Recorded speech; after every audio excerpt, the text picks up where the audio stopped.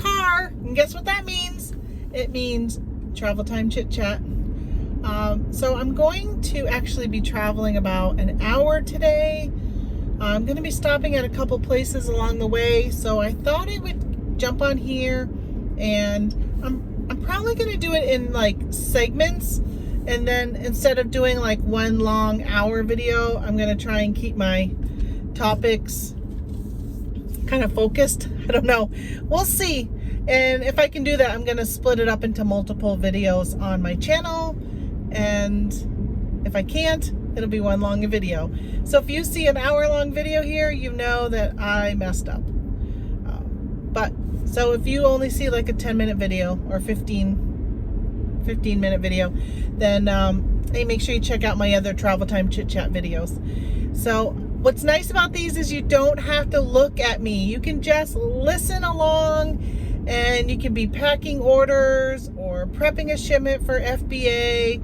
Have headphones in while you're exercising, going for a walk, in your car. I mean, I listen to a lot of YouTube. I do podcasts, but there's not as many like reselling podcasts as there is YouTube. So I will actually put on YouTube people that I know that just kind of chat, and listen to them when I'm in the car, when I'm not recording, of course. So again, I'm sorry my phone is messed up the way it's set up. I mean, it's just like backwards. I feel so weird when I look at you. I'm like looking different, and I can't figure out a better way to do it with this holder I got in this case and my sock puppet, whatever that thing's called. So I wanted to talk to you today about something I posted on my Facebook page. If you are not a member of the Yellow Brick Road Reselling Facebook group, there's a link down in my description. It should be in the description of all my videos. Please come and join us. It's a small group. I think we're at, well, less than 200 members right now. So, you know, we can have some small, more intimate type of conversations, and you know, maybe share stuff that you wouldn't share when there's 10,000 people or 100,000 people, like some groups. So one of the things I posted about was insurance, liability insurance for your business. I watched a video last year, I think it was last year, on the Jason T. Smith's channel.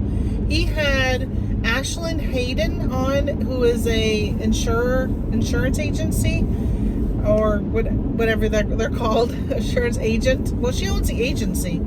So she went on and was talking about why it's important to have business liability insurance. And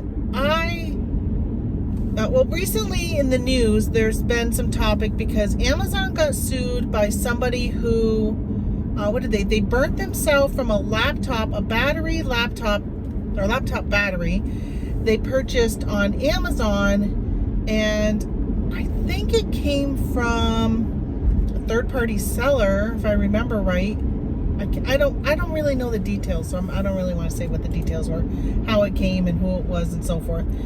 But whatever, the person got burned, and they ended up suing Amazon. And they had third-degree burns. They had to have skin grafts and a bunch of other stuff. So California was working, or was working on a case, which I heard today that they kind of like tabled it, because I don't think they were going to be able to get it done in this year's legislative session or something, so they decided to table it. But I haven't read like the California website to find out what's really real, but that's what I'd heard. So they're looking at making California's looking at making Amazon liable when somebody gets hurt when they buy something from their platform. Well, Amazon pretty much came back and said, okay, well, we'll agree with that, but you need to make it for all online platforms, not just me. So Etsy, eBay, Mercari, like all of them. Well, Etsy's CEO came out and was pretty strong, saying, hey, listen, we don't sell products from Etsy. We're just a platform where we sell for, open it up for other people. So we shouldn't be held liable. I think Etsy, I haven't read it, but I'm assuming Etsy pretty much is probably coming out and saying, each individual seller would be liable, right? If you sell a product, somebody gets hurt from it, you're probably going to be liable. If you're not liable, you're probably going to at least be named in the lawsuit, and you may not end up being found, guilty of it, but it could still cost you a lot of money to fight it. I have a friend, so I put two scenarios out on the group. The first scenario was far-fetched, made up in my mind, right? No story I've ever heard of. Whether it's out there, could be coincidence. But somebody buys a pair of socks from you. Their socks are too small, and they're squeezed their feet. They're compressed. They're like too tight. Well, the person is diabetic, and it actually causes damage to their feet, or it doesn't cause damage to their feet. Their diabetes caused damage to their feet, but they blame it on your socks. So they go after you for selling them these socks, right? It could be Dr. Scholl's or whatever. It doesn't even matter the brand, right? Private label, not even private label, like just like Nike socks or whatever. But they blame it on you for selling these socks. Well, they are like, all right, I'm going to sue you for $1 million. Well, now you got to come up with a defense. If somebody was suing me for $1 million, I would hire a lawyer to go to court and say, this is all a bunch of bull. They have diabetes. It was their, lack of care of their feet and their health and their eating and whatever that caused this problem, not my socks. That costs money. Lawyers are not cheap. They don't do things for free. And could you represent yourself to be able to go and get the judge to throw it out or whatever? Yeah. Would you want to take that risk though for $1 million lawsuit? People are sue happy.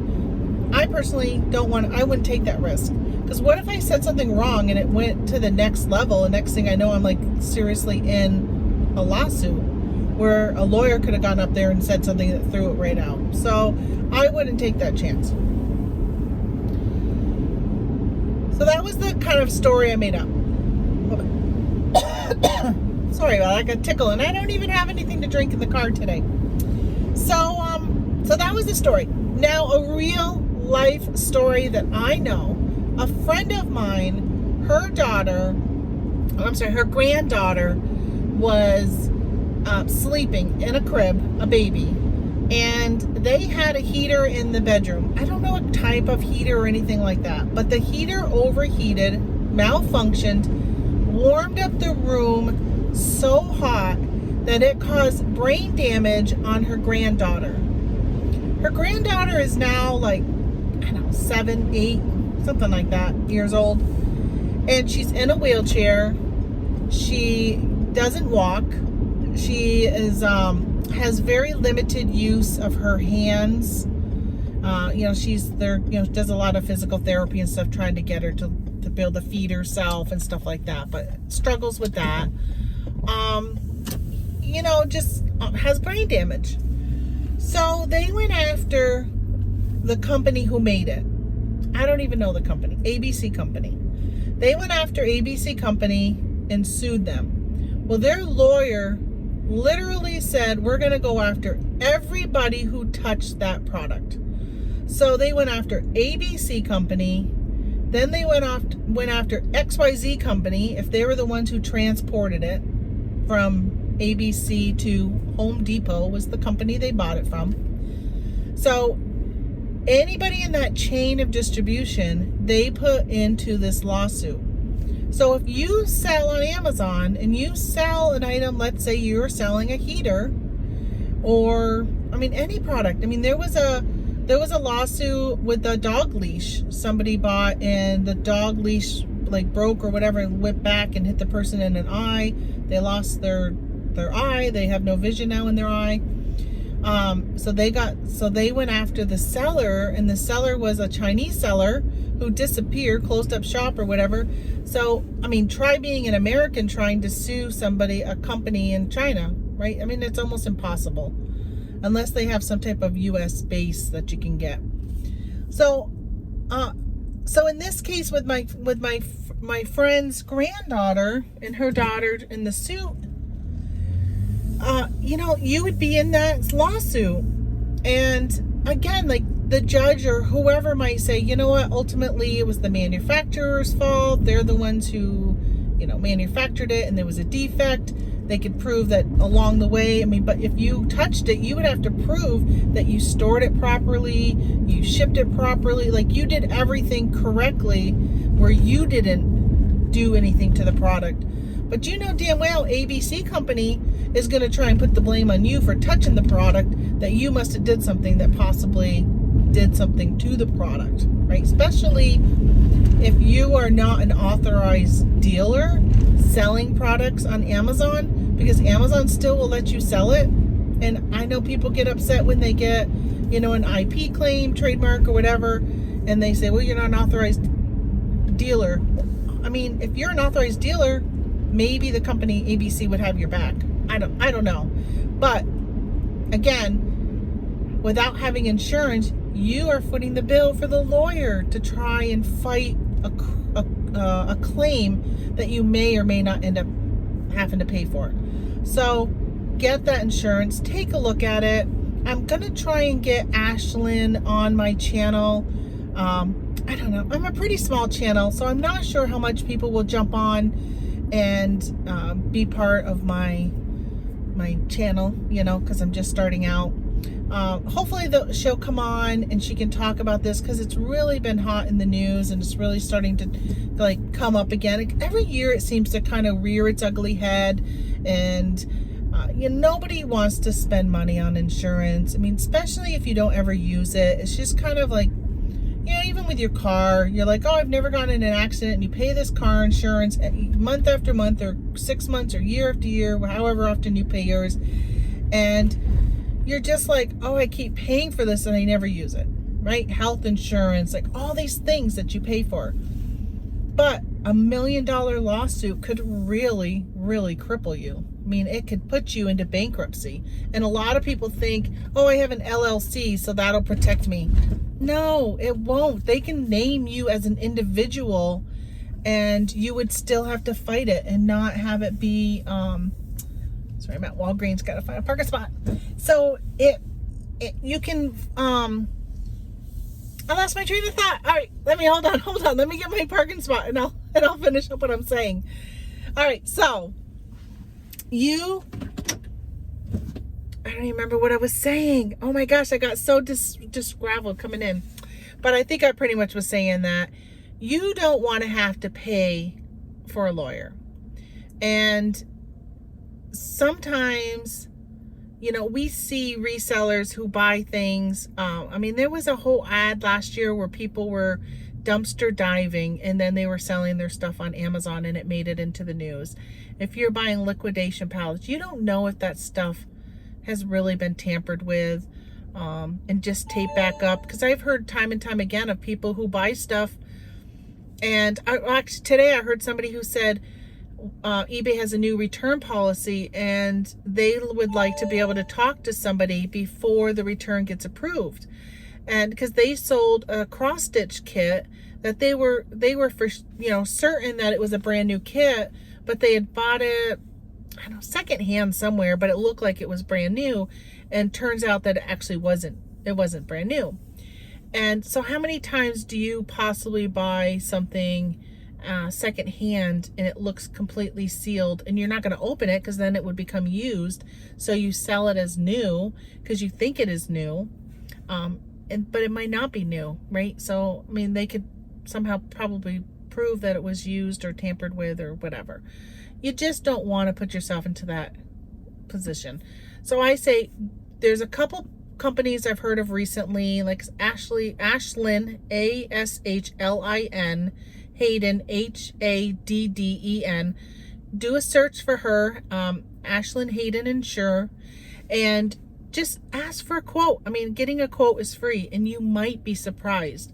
So when they originally sent me my quote, they had my address wrong, and they gave me a quote for another state. I can't remember what state it was, but it wasn't New York. And when I said, oh, my address was wrong, when I got the quote, I think it was maybe like $1,000 for the year. And when I got the quote when they fixed the address and they gave me my new quote back, because I wanted to make sure all the documents were correct, of course, with my address and everything, they the rate had gone down, because the quotes are really based upon your state, because they go out and they find underwriters or something, whatever they're called.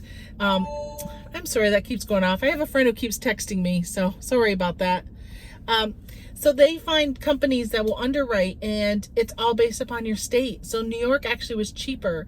I think I pay, oh, and don't quote me on this because I'm not 100% sure, but I think it might be like $700 for the year.